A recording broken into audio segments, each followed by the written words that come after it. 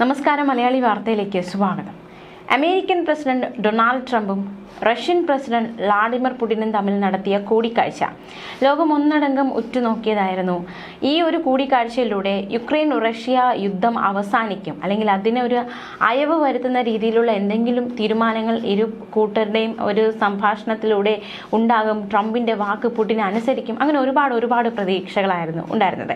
പക്ഷേ പ്രതീക്ഷകളൊക്കെ അസ്ഥാനത്താക്കിക്കൊണ്ട് ആ ഒരു വിഷയത്തിൽ യാതൊരു തീരുമാനവുമാകാതെയാണ് അന്നത്തെ അലാസ്ക ഉച്ചകോടി അവസാനിച്ചത്. അതുകൊണ്ട് തന്നെ വലിയ രീതിയിലുള്ള ഒരു തിരിച്ചടിയായി അത് മാറിയിരുന്നു. ട്രംപിന്റെ മധ്യസ്ഥ ശ്രമങ്ങൾ പരാജയപ്പെട്ടു എന്നതടക്കമുള്ള ഒരു വിശദീകരണം അല്ലെങ്കിൽ ഒരു വിലയിരുത്തലൊക്കെ നിലവിലുണ്ട്. അതിനിടയിൽ ഇതാ യുക്രൈനിൽ റഷ്യ വൻ വ്യോമാക്രമണം നടത്തിയിരിക്കുകയാണ്. ട്രംപിന്റെ നേതൃത്വത്തിൽ യുദ്ധം അവസാനിപ്പിക്കാനുള്ള ശ്രമങ്ങൾ പുരോഗമിക്കുന്നതിനിടയിലാണ് യുക്രൈനിൽ റഷ്യയുടെ വ്യോമാക്രമണം. യുദ്ധം അവസാനിപ്പിക്കാനുള്ള നയതന്ത്ര ശ്രമങ്ങൾ US സജീവമായി നടക്കുന്നുണ്ട്. അതിനുള്ള ശ്രമങ്ങൾ പുരോഗമിക്കുന്നുണ്ട്. അതിനിടയിലും റഷ്യ ആക്രമണത്തിൽ യാതൊരു അയവും വരുത്തുന്നില്ല. ആക്രമണം തുടർന്നുകൊണ്ടിരിക്കുകയാണ്. റഷ്യ ഒറ്റ രാത്രി കൊണ്ട് 270 ഡ്രോണുകളും 10 മിസൈലുകളുമാണ് യുക്രൈനിലേക്ക് തൊടുത്തുവിട്ടത്. യുക്രൈനിലെ ഏക എണ്ണ ശുദ്ധീകരണശാല സ്ഥിതി ചെയ്യുന്ന മധ്യ പോൾട്ടാവ മേഖലയിലെ ഊർജ പ്ലാന്റുകൾ റഷ്യ ലക്ഷ്യമിട്ടു. ഇത് വലിയ തീപിടുത്തത്തിലേക്ക് നയിച്ചു. യുക്രൈൻ ഊർജ്ജ മന്ത്രാലയം ഇക്കാര്യം വ്യക്തമാക്കിയിട്ടുണ്ട്. ഈ മാസത്തെ ഏറ്റവും വലിയ ആക്രമണമായിരുന്നു നടന്നത്. ഡൊണാൾഡ് ട്രംപിന്റെ നേതൃത്വത്തിൽ ചർച്ചകൾക്കായി വൈറ്റ് ഹൗസിൽ യുക്രൈനിയൻ പ്രസിഡന്റ് വ്ളാഡിമിർ സെലൻസ്കിയെയും യൂറോപ്യൻ നേതാക്കളെയും വിളിച്ചു ചേർത്തിരുന്നു. ഇതിനുശേഷമായിരുന്നു റഷ്യൻ ആക്രമണം ഉണ്ടായത്.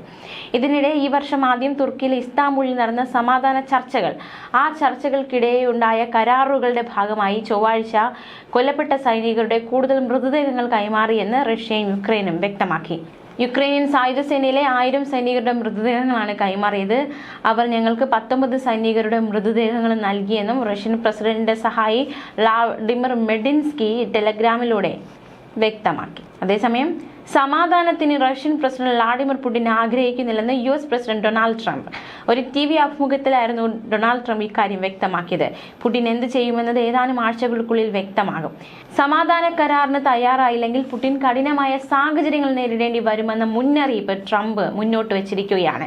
യുക്രൈൻ പ്രസിഡന്റ് വ്ളാഡിമിർ സെലൻസ്കിയുമായി നേരിട്ടുള്ള ചർച്ചയ്ക്ക് റഷ്യൻ പ്രസിഡന്റ് വ്ളാഡിമിർ പുടിൻ സന്നദ്ധത അറിയിച്ചുവെന്നാണ് നേതാക്കൾ വ്യക്തമാക്കുന്നത്.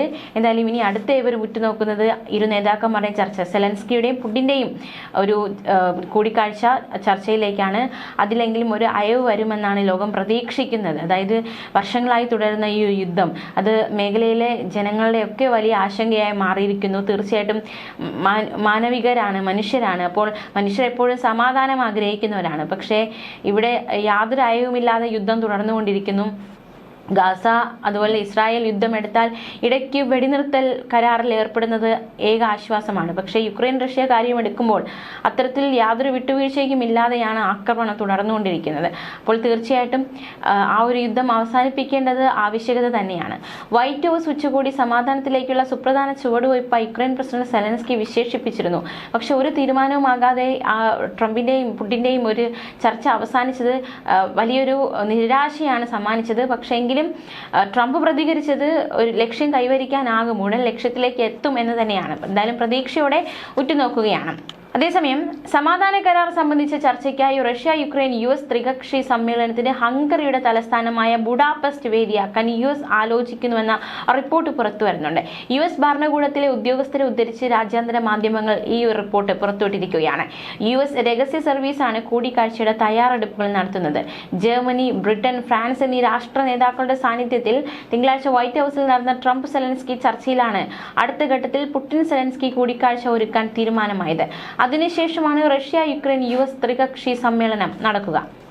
അതേസമയം നമ്മൾ ഇനി നോക്കാൻ പോകുന്നത് മറ്റൊരു കൗതുകമുണർത്തുന്ന ഒരു വാർത്തയാണ്. അതായത് ഈ അലാസ്കയിൽ ഇരു നേതാക്കന്മാരും ചർച്ച നടത്തി. അതുപോലെ തന്നെ ട്രംപിന്റെ സ്വീകരണം മാനിച്ച് റഷ്യൻ പ്രസിഡന്റ് വ്ളാഡിമിർ പുടിൻ അമേരിക്കയിലെത്തി. മാത്രമല്ല അങ്ങനെ മറ്റ് രാജ്യങ്ങളിലേക്കൊന്നും പുടിൻ പോകാറില്ല. പക്ഷേ അമേരിക്കയിലേക്ക് അദ്ദേഹം എത്തി എന്നത് ഏറ്റവും ശ്രദ്ധേയം. അപ്പോൾ ഈ ഒരു സന്ദർശന വേളയിൽ ഒപ്പമുണ്ടായിരുന്ന അംഗരക്ഷകരെ ഒരു പ്രത്യേക ദൗത്യം കൂടി ഏൽപ്പിച്ചിരുന്നു. അതായത് പുടിന്റെ മലമൂത്ര വിസർജ്യം പ്രത്യേക ബാഗിൽ ശേഖരിച്ച് റഷ്യയിൽ തിരിച്ചെത്തിക്കണമെന്ന ദൗത്യമായിരുന്നു അംഗരക്ഷകർക്ക് നൽകിയത്. അലാസ്കയിലെ ആംഗ്രിജിലുള്ള ജോയിന്റ് ബോസ് എൽമൻഡോർഫ് റിച്ചർഡ്സണിൽ ആയിരുന്നു ട്രംപ് പുടിൻ ചർച്ച നടന്നത്. ഫ്രഞ്ച് പ്രസിദ്ധീകരണമായ പാരീസ് മാച്ചിലെ അന്വേഷണാത്മക പത്രപ്രവർത്തകരെ ഉദ്ധരിച്ച് ദ എക്സ്പ്രസ് US പുറത്തുവിട്ട റിപ്പോർട്ടാണ് ഇപ്പോൾ ഏറ്റവും കൗതുകവും ശ്രദ്ധേയവുമായി മാറുന്നത്. പുടിന്റെ മലമൂത്ര വിസർജ്യം ഉൾപ്പെടെയുള്ള മാലിന്യം പ്രത്യേക ബാഗുകളിൽ സ്യൂട്ട് കേസുകളിൽ ശേഖരിച്ച് ഇതിനായി മാത്രം ഉപയോഗിക്കുന്ന സ്യൂട്ട് കേസുകളിൽ മോസ്കോയിലേക്ക് തിരികെ എത്തിക്കാൻ നിർദ്ദേശം നൽകിയിരുന്നു. അത് അംഗരക്ഷകർ അതുപോലെ ചെയ്യുകയും ചെയ്തു. റഷ്യൻ പ്രസിഡന്റിന്റെ ഫെഡറൽ പ്രൊട്ടക്ഷൻ സർവീസിലെ അംഗങ്ങൾക്കായിരുന്നു ഇതിന്റെ ചുമതല നൽകിയിരുന്നത്. 72കാരനാണ് പുടിൻ. അദ്ദേഹത്തിന്റെ മലമൂത്ര വിസർജ്യത്തിന്റെ സാമ്പിളുകൾ വിദേശ രാജ്യങ്ങൾ പരിശോധന നടത്തി അദ്ദേഹത്തിന്റെ ആരോഗ്യത്തെക്കുറിച്ചുള്ള വിവരങ്ങൾ നേടുന്നത് തടയുക. ആ ലക്ഷ്യത്തോടെയാണ് ഇത്തരത്തിലൊരു നടപടി സ്വീകരിച്ചത്. അദ്ദേഹത്തിന്റെ അംഗരക്ഷകർ വർഷങ്ങളായി പിന്തുടരുന്ന സുരക്ഷാ നടപടിയാണ് ഇതെന്നതും റിപ്പോർട്ടുകളിൽ വ്യക്തമാകുന്നുണ്ട്. 2017 പുടിന്റെ ഫ്രാൻസ് സന്ദർശനം മുതൽ തുടരുന്ന നടപടിയാണിതെന്ന് റിപ്പോർട്ടുകൾ വ്യക്തമാക്കുന്നുണ്ട്. 2018 പുടിൻ വിയന്ന സന്ദർശിച്ചപ്പോൾ അത്തരമൊരു സുരക്ഷാ നടപടി നിലവിലുണ്ടായിരുന്നതായി റിപ്പോർട്ടുകൾ പുറത്തുവരുന്നുണ്ട്. ഏതാനും വർഷങ്ങളായി പുടിന്റെ ആരോഗ്യസ്ഥിതി സംബന്ധിച്ച് നിരവധി അഭ്യൂഹങ്ങളാണ് ഉയരുന്നത്. പുടിൻ എന്തൊക്കെ ആരോഗ്യ പ്രശ്നങ്ങളുണ്ട്, അതിപ്പോഴൊരു ചോദ്യം തന്നെയാണ്. പക്ഷെ അദ്ദേഹം ഇടയ്ക്കിടയ്ക്ക് ആശുപത്രിയിൽ പ്രവേശിക്കുന്നുണ്ട്. 72 വയസ്സുകാരനാണ്. അപ്പോൾ അദ്ദേഹത്തിന് എന്തൊക്കെ രോഗങ്ങൾ ഉണ്ടാകും എന്നത് ശത്രു രാജ്യങ്ങൾ അറിയുക, അത് അറിഞ്ഞുകൊണ്ട് അത്തരത്തിൽ അദ്ദേഹത്തെ കീഴ്പ്പെടുത്താൻ ഒരു ശ്രമം നടത്തുക, അതിനെയൊക്കെ തടയിടുക എന്ന ലക്ഷ്യത്തോടെയാണ് ഇത്തരത്തിൽ തന്റെ മലമൂത്ര വിസർജ്യം മറ്റൊരു രാജ്യത്തിൽ തന്നെ ഉപേക്ഷിക്കാതെ സ്വന്തം രാജ്യത്തിലേക്ക് കൊണ്ടുവരാനുള്ള ഒരു നടപടി ഈ പുടിൻ നൽകിയത്. അംഗരക്ഷകർ അതുപോലെ അനുസരിക്കുകയും ചെയ്തു. അതേസമയം Russian president Vladimir Putin Indian പ്രധാനമന്ത്രി നരേന്ദ്രമോദിയുമായി ഫോണിൽ സംസാരിച്ചിരുന്നു. കഴിഞ്ഞ ദിവസം പുടിൻ വിളിച്ചെന്നും അലാസ്കയിൽ US പ്രസിഡന്റ് ഡൊണാൾഡ് ട്രംപുമായി നടത്തിയ ചർച്ചയെപ്പറ്റി സംസാരിച്ചെന്നും മോദി വ്യക്തമാക്കി. ചർച്ചയുടെ വിശദാംശങ്ങൾ പങ്കുവച്ചതിന് പുടിന് മോദി നന്ദി അറിയിച്ചു. യുക്രൈനിലെ സമാധാനപരമായ പരിഹാരമാണ് ഇന്ത്യ എപ്പോഴും ആവശ്യപ്പെടുന്നതെന്നും അതിനുള്ള എല്ലാ ശ്രമങ്ങളെയും പിന്തുണയ്ക്കുന്നുവെന്നും അദ്ദേഹത്തെ അറിയിച്ചു. വരും ദിവസങ്ങളും ഇക്കാര്യങ്ങളിൽ ചർച്ച തുടരുമെന്ന് പ്രതീക്ഷിക്കുന്നുവെന്നും മോദി എക്സിൽ കുറിച്ചു. വൈറ്റ് ഹൌസിൽ യുക്രൈൻ പ്രസിഡന്റ് വ്ളാഡിമിർ സെലൻസ്കി ട്രംപുമായി കൂടിക്കാഴ്ച നടത്തുന്നതിന് തൊട്ടു മുമ്പായിരുന്നു പുടിൻ മോദിയെ വിളിച്ചത്. ഇന്ത്യയും റഷ്യയും തമ്മിലുള്ള സവിശേഷവും തന്ത്രപ്രധാനവുമായ പങ്കാളിത്തവും ഉഭയകക്ഷി ബന്ധം ശക്തിപ്പെടുത്തലും ഉൾപ്പെടെയുള്ള കാര്യങ്ങൾ ഇരു നേതാക്കളും സംസാരിച്ചു. ട്രംപിന്റെ ഇരട്ട തീരുവയ്ക്ക് പിന്നാലെ ഇന്ത്യ US ബന്ധത്തിൽ ഉലച്ചിലുണ്ടായ സാഹചര്യത്തിൽ റഷ്യൻ പ്രസിഡന്റിന്റെ ഫോൺ വിളിക്ക് രാഷ്ട്രീയ പ്രാധാന്യം ഏറെയുണ്ടായിരുന്നു. ഓഗസ്റ്റ് 15-ന് ട്രംപും പുടിനും തമ്മിൽ അലാസ്കയിൽ നടന്ന ചർച്ചയിൽ റഷ്യ യുക്രൈൻ സംഘർഷമാണ് പ്രധാന വിഷയമായത്. ന്യൂസ് ഡെസ്ക് മലയാളി വാർത്ത.